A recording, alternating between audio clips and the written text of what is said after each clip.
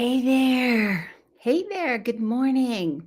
Today, I want to talk about how do you recognize clinically relevant information in your play therapy sessions? This is a question that comes up all the time. And it's a really important question. So that's why I thought it would be a good topic to talk about today. It's one that I struggled with when I was learning play therapy a long time ago. And so I think it's part of your professional journey, learning how to use play therapy. And it's a really important thing to make sure you get good training for. I know I've talked to people in the past as just, because I engage with people and we chit chat and I get nerdy about working with children, adolescents, and families. Is kind of my passion to make sure that it's done well.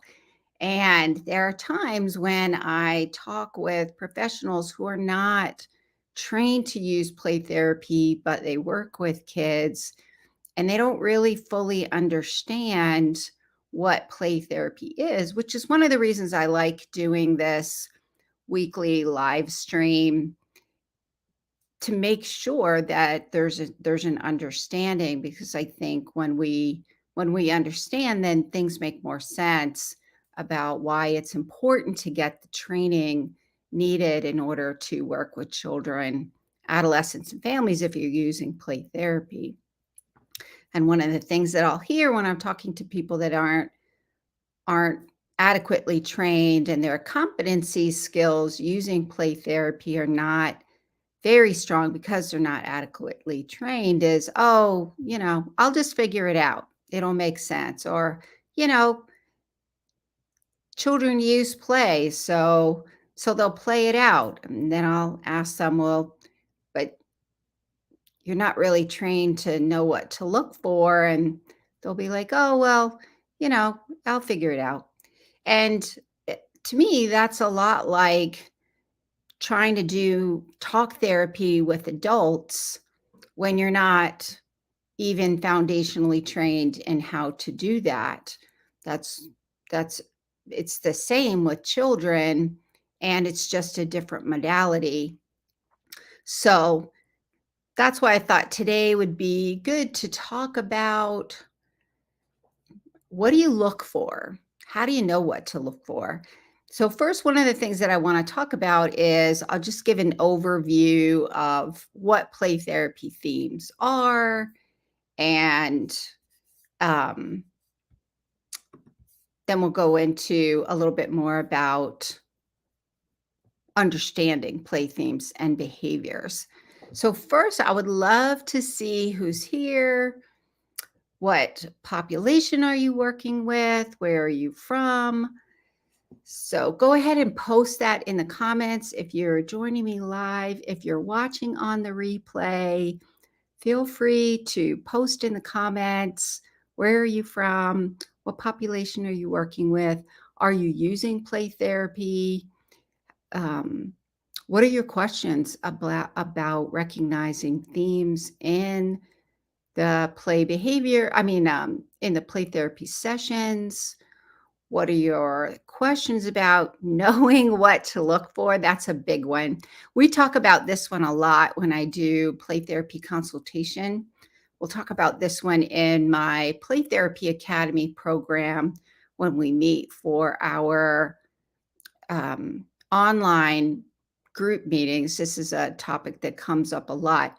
It's also one of the core competencies for becoming a registered play therapist. And that's a credential here in the United States through the Association for Play Therapy. One of the core competencies is, how do you recognize play themes? How do you understand play behaviors? And also developing competency using a play therapy theoretical model. And so those are all going to fit together. And I'm going to kind of tie those together today as we're talking about this topic. So let's see who's here today. So we have Marab. Thanks. I tried to get in. I'm glad to joining from Facebook. Welcome. And we also have Steph. Good morning, Steph. And we also have another Facebook user, an RPT from Central Illinois, working with children, also supervising new therapists who are beginning to use play therapy, play-based interventions. That's awesome. I think it's really important to me. That's one of the things that kind of in my stage of life and professional development is really passing on and helping the next generation of play therapists learn how to use this modality to continue helping children, adolescents, and families in the healing process.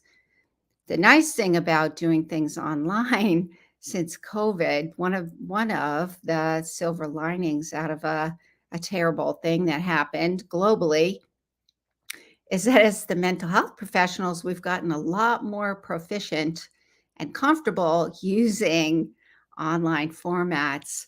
And so now as we're a lot more online and able to connect from all different parts of the country, we're kind of also finding out how play therapy is used in other communities and other places around the world. And I think that's really exciting. So awesome.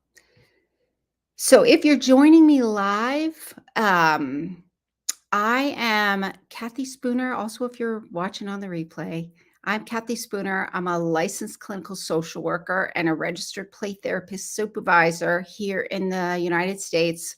I've been in the mental health field for a little over 30 years now, and I love using play therapy. That's pretty much when I work with children and adolescents. That's pretty much the only modality that I use. And I will often have the adults that I've worked with in the past use. You can see my Santray miniatures behind me. So I've often had adults use some of these strategies as well as we're working through some really challenging issues. And we need another way to get at some of the roots of the problem without necessarily having to access those cognitive areas that are not quite ready or able to process the information. We can use more expressive arts modalities to help adults and adolescents process really challenging and painful information and experiences.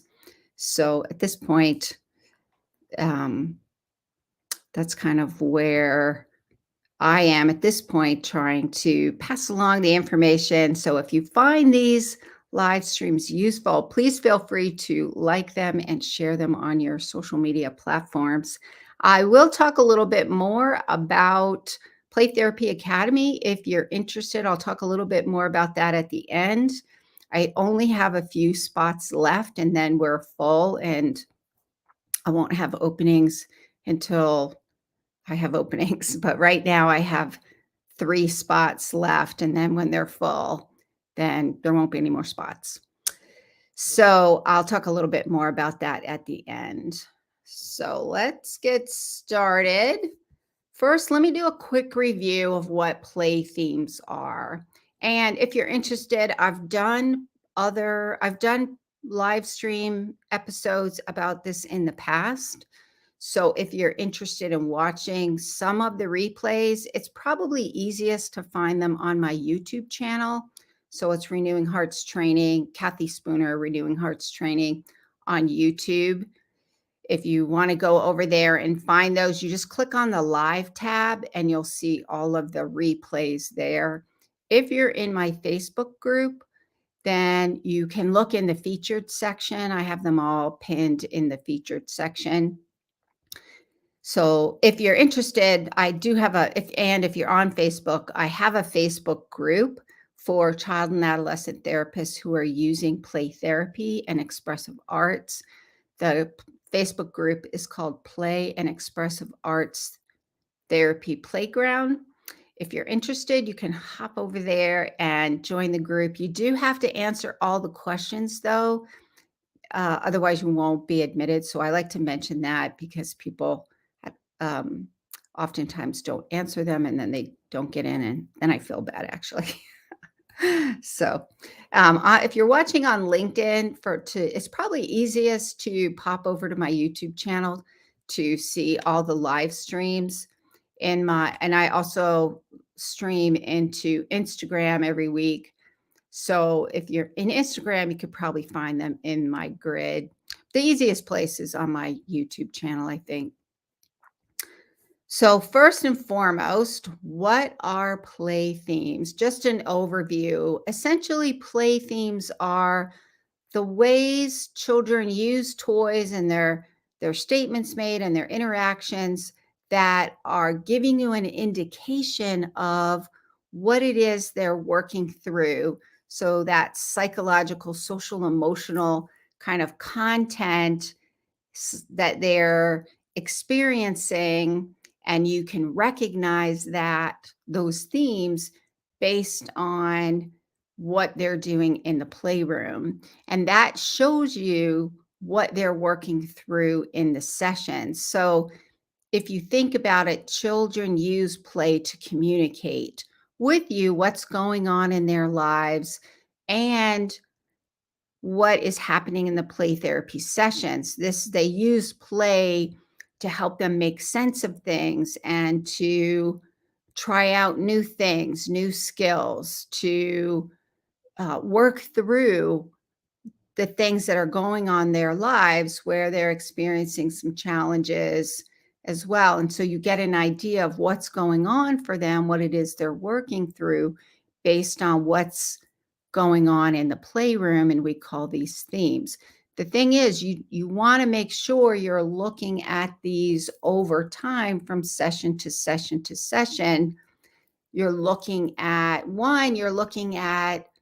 seeing how important it is for the child to work through these, because you'll see it in more sessions. You want to see how they're working through it from session to session to session. You'll notice with the themes, just like you would with adult talk therapy, there'll be like an ebb and flow in the process, just like an adult talk therapy. The adults that you work with will come in each week and have kind of variations of what's going on. And there may be an ebb and flow, like it might get a little better and feel like it's less intense. And then it'll pop up again and you may see it again. You may not see it. You may see it once and then never again. So these are the things that you're looking at going on in the playroom through the themes. And you want to make sure that you're not just saying one session and then you have it all figured out. You're watching over the course of the treatment process using play therapy. One, how often, if it manifests and you see it over and over and over in the playroom, then you know it has more significance to it. And then you're also kind of seeing how that changes over time. And you can look at that by identifying what those issues are that are going on in the playroom by recognizing the themes. So Marab says, from Kenya, I use play therapy interventions. Thanks so much for what you're teaching. You are welcome. That is so exciting that you're using it in your community as well. That's awesome. I think there was a big play therapy conference there in Kenya recently. I know somebody that was over there teaching play therapy, so that's awesome. So those are play themes. And why do they matter? Why is it important that we learn to recognize what is manifesting in the playroom and what is clinically relevant in whatever it is that's going on? So knowing what to look for also is important, because you want to know why it matters. And learning to recognize what children are communicating through their play allows you to better understand how to support them. And part of that is, depending on your play therapy theoretical model, is really going to, and we're going to talk a little bit more about this next. Your play therapy model is going to influence how you're understanding the problem of what your clients are working through and how they're working through it. The the Through your play therapy model, you are entering into that play experience with your clients based on your model. And as you're entering in, and this is where that therapeutic use of self comes in, where you are, the way in which you show up in the playroom, the way in which you interact with your clients, all of that matters. It's going to be grounded in your model, and that as you're entering in and you're engaging with children and recognizing their play themes, you're using that to support their healing process in the playroom. And it provides you information how to track progress over the course of the treatment process. You're tracking change. You're tracking how they work through that change process. You're recognizing and better understanding your client based on how they engage with you, how they engage with the toys, statements they make, and how that shows up in the playroom. You're observing this as a play therapist that gives you a better sense of your clients and how they experience the world, how they work through the things that are going on in their lives. These are all important things that you're tracking because you're using that information to help them through whatever it is that they need to work through. So it looks like we have a couple more questions. Facebook user says, so while my kid load is increasing, thank goodness, I am on limited space for toys, and I have mostly kids who are at, near, or past the pretend play stage. So can themes be seen in board games? What a great question. I would say yes, and. And the reason I would say yes, and is because you're going to be able to see how they approach things going on in their lives. If you're playing board games, you're going to get a good sense of their social capacity, their social skills. You're going to learn how they manage stressors and frustrations. You're going to recognize their problem solving. All of these, what I just mentioned, all of these are therapeutic powers of play, meaning these are ways in which children can use play for healing. And as play therapist, this is an important part of your play therapy theoretical model, which is your model is going to show you how to help your clients access those therapeutic powers of play. So that's why I say yes, and yes, it can give you a lot of good information. And depending on the play therapy model that you're using, will influence how you're understanding what's showing up in the playroom, how the recognizing what those themes are. Also, understanding how that therapeutic use of self, how you're going to engage with your clients, how you're going to interact with them, how you're going to help them through that change process. So, what you do with those board games is going to be heavily influenced by your play therapy model. So Marab says, yes, I was part of oh, that's awesome. Sorry, I got excited. Let me read them out loud because these are eventually going to be podcasts. I'm going to be launching a podcast in January. So if it's already January, some of you may be already listening to this as a podcast. So Marab says, yes, I was part of the conference. I trained with Janet Courtney on infant play therapy. That's awesome. And creating infant play therapy awareness in Africa. That is so awesome.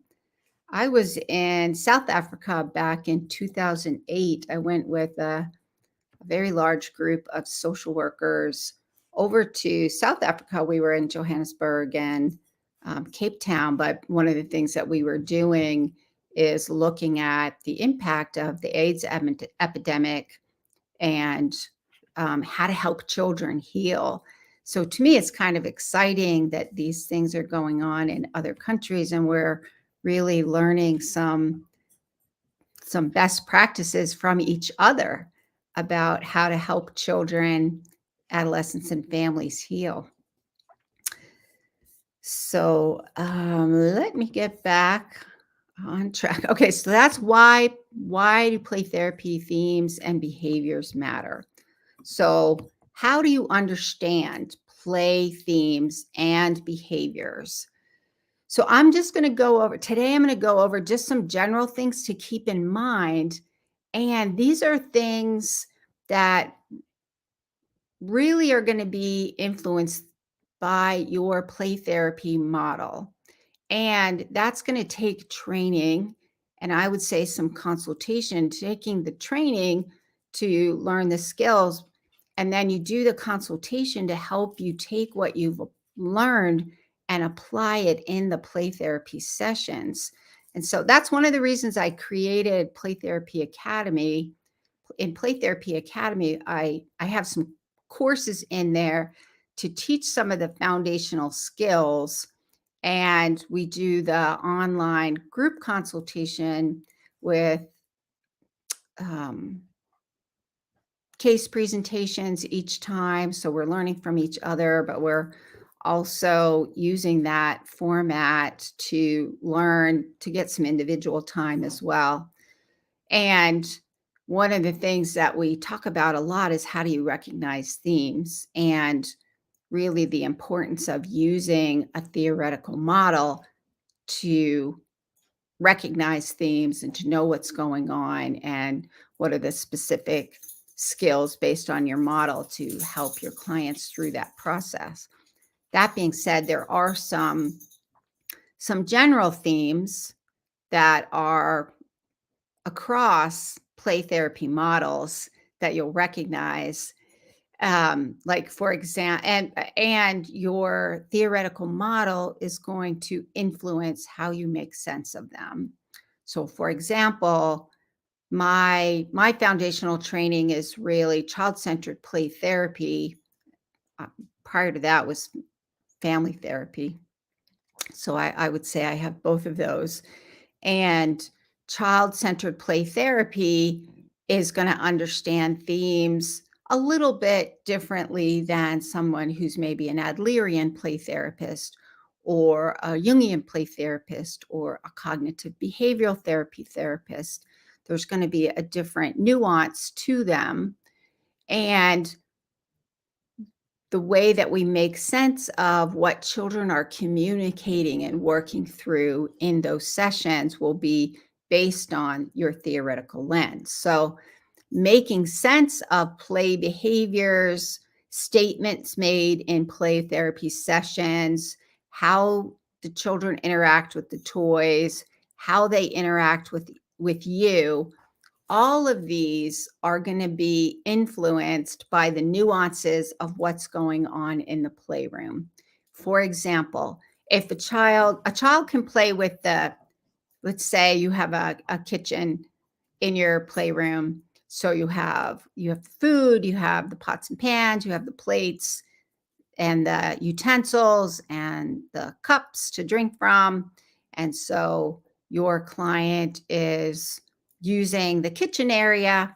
Depending on how they use that kitchen area, will give you a sense of what's going on with your client. So, for example, a lot of times it's more about cooking food, and, and are they cooking food and offering you food? Is the food to make sure you're happy, or are they cooking food for the babies in the playroom and they're feeding the babies? Are they cooking food and they are doing some solitary play, meaning they're not interacting with you, but they're only interacting with themselves? And so they're cooking food and they're eating the food themselves. Or I had this happen years ago. There was a client that I was working through making, it was a cooking show, and I was the sous chef, and the child was the master chef, so to speak, and teaching the audience how to cook food. And uh, during the course of the play, the child was basically yelling at the audience that the audience wasn't as smart as the client. And so that's a much different way of playing than some of the other things, but you get the nuances based on what the child is doing with the behaviors, what the statements are that are being made, the interactions during the play with the toys. So basically, how are they using the toys, as well as their interactions with you? And you're looking at all of these, and that's going to help you figure out the play themes. So the play themes, though, as I mentioned before, heavily influenced by your theoretical model. There are some themes that are, I would say, general across most of the play therapy models. And the general themes across most of the play therapy models, not all of them, but most of them, would be aggression and conflict, needs for nurturing and attachment, so that comfort, power and control, competency, like I'm capable, some mastery, and safety. So I would say these are themes that are across most of the play therapy models, and there are nuances to recognizing what the themes are and how the child is working through whatever it is they're trying to work through, or making sense of, or trying out new skills in the playroom. So you can get a sense of that based on what's going on in the playroom. So we have one more question. It looks like we have another customer comment. So Facebook user says, I pretend I'm top chef when I cook in real life. That's so funny. So I don't know if you guys are all, there's a show called Top Chef. Yes, I don't bother. My husband and I watch those cooking shows. I don't really bother because those shows look really stressful to me. And but we do joke around. My husband and I joke around. Are we going to make Gordon Ramsay proud with our cooking? That's so funny. Yep. All righty. So let me do a quick recap for today. First and foremost, what are play therapy themes?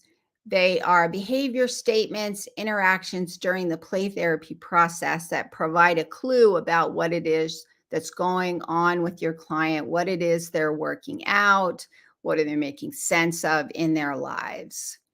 And then, secondly, why do play therapy themes matter? So, a trained play therapist will know what to look for and how to make sense of it in the play, what's observed in the playroom, so that they can use that information to know how to help their clients through that healing process, and where they are in that process of healing. What stage of play therapy are they in?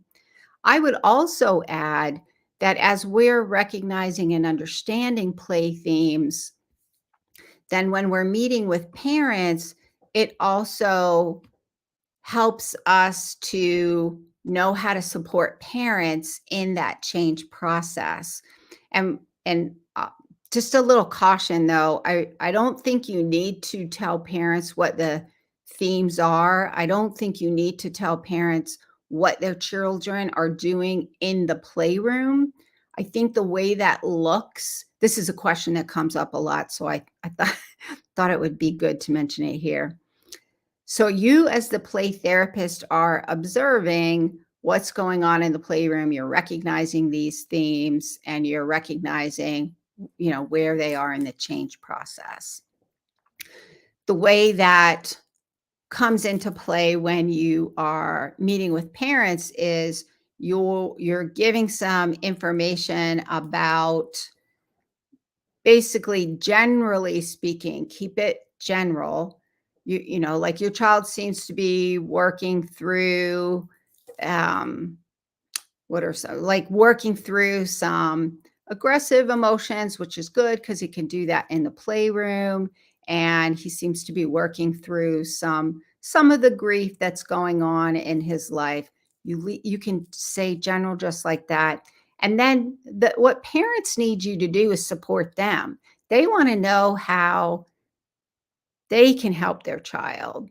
They want you to support them so that they can make sure their child is okay. And so in those parent sessions, that's really most of where the focus is. So Suanne says, hi, Kathy. I work from child-centered play therapy theoretical model. My client recently started moving some of the big furniture around, reshuffling the room. Which theme would you say that would fall under? That's a great question. To be honest, there's a lot more that I would have to know about that. Like, here's some things for you to think about. Recently started moving some of the big furniture around. Do you get a sense in the playroom that it's more about trying to organize, have some power and control?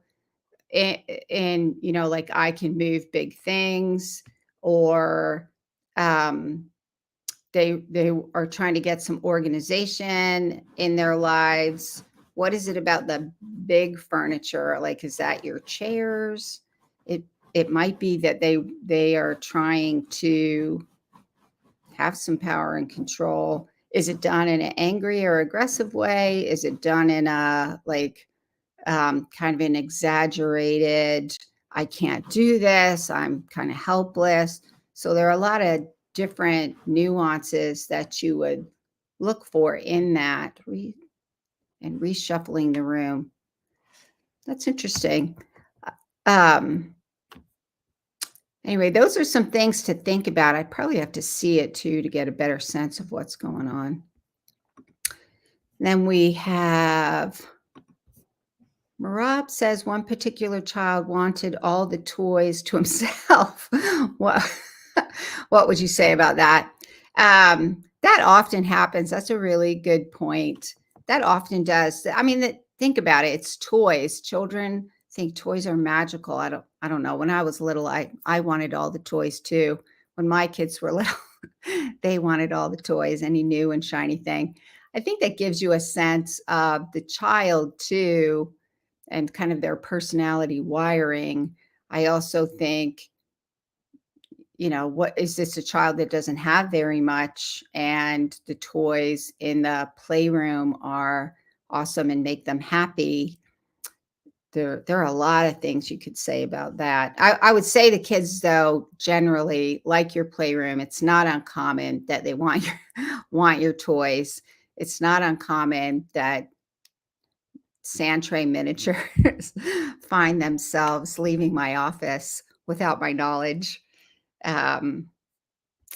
So Suanne says tables and chairs, creating an office-like space. Oh, for a doctor's room. Okay. Yeah. So what are they doing for the doctor's room? What is the doctor doing? I would say, what is the patient doing? So here you're looking at, it's the doctor. So you're looking at some nurturing kind of healing, and you're also looking at the nuances around what's going on with that. So that's a great question. All righty. So let me do a quick recap for today. I think I already did. I got off track. So I think I did a recap for play themes, trained play therapists, and then the third thing that we talked about is really how do you understand play themes and behaviors, which we kind of just did with some of those examples. How do you understand them? And this is, to me, this is where those also highlight really the need to get into the specifics of what's going on. There are so many nuances to looking at play behaviors, statements being made. What are they saying to you? What are they saying to the toys? Or what are they saying in their play? Interactions during the play therapy sessions with you and how they're engaging with you or not engaging with you. And what do all of these things help us to understand about your client? What do they help us understand about what clients need? And how can we, as play therapists, support that during the play process? So that is it for today. If you're interested in Play Therapy Academy, um, I'll tell you a little bit about that if you're interested, because I do have a few spots left, and I have 3 spots left. And when those are gone, they're not available until I get more openings. So, Play Therapy Academy is an online play therapy program, and in the program, there are twice a month online meetings where we do case consultation. There are case presentations. There's a schedule about who's presenting when so that you can learn from each other as well as my 30 years of experience. And that just that synergism of learning as a collective group is really amazing. Lots of support in the groups. We have some really amazing people in Play Therapy Academy. So, in addition to those group meetings, there are also some online courses to support learning some of these core competencies of play therapy and getting those foundational skills. So, regardless of what model you're using, you will have some of these basic skills, and you will also be learning how to use a theoretical model for your play therapy work with children, adolescents, and families. So in the comments, um, Dom is posting some links. If you're interested in finding out more about Play Therapy Academy, you can pop over to my website at rhplaytherapytraining.com. So that's Renewing Hearts Play Therapy Training, rhplaytherapytraining.com. Go over to you'll see the services tab, and then you'll click that and then click on the supervision page. You can read more about Play Therapy Academy there. If you're interested in scheduling a 30-minute video call with me, there's no charge for it. It's really, if you're interested in finding out more, you can schedule a 30-minute video call with me to talk more about how play therapy can help you. I think it's important to make sure it's a good fit for people. So that's why I like to make sure we have those video calls, just to make sure it meets what you need. And so you can schedule that. You'll probably want to do that sooner rather than later because it is starting to fill up. Also, if you're interested, maybe you don't need um, the consultation part of it. Maybe you're interested in some of the courses. I do have some courses available. Getting Grounded in Play Therapy Foundations, Getting Grounded in Play Therapy Case Conceptualization, Getting Grounded in Play Therapy Treatment Planning. And in December, I'll be launching another course called Getting Grounded in Play Therapy Progress Notes. These are available if you don't need the Play Therapy Academy. These are also available. You can pop over to my website on the courses page and you can see those. If you're interested in Play Therapy Academy, these courses are part of the Play Therapy Academy program, so you don't want to by them if you're really thinking about doing Play Therapy Academy, because they'll be included in the Play Therapy Academy. But some people don't need the consultation, so I wanted to make them available for anybody who would find them useful. All righty, so that is it for today. Thank you for joining me. Again, if you find this information helpful, please like it and share it across your social media platforms. And I will see you next week. I go live every week at 7 a.m. on Wednesday and talk about all things play therapy and expressive arts. And I will see you next week. Bye.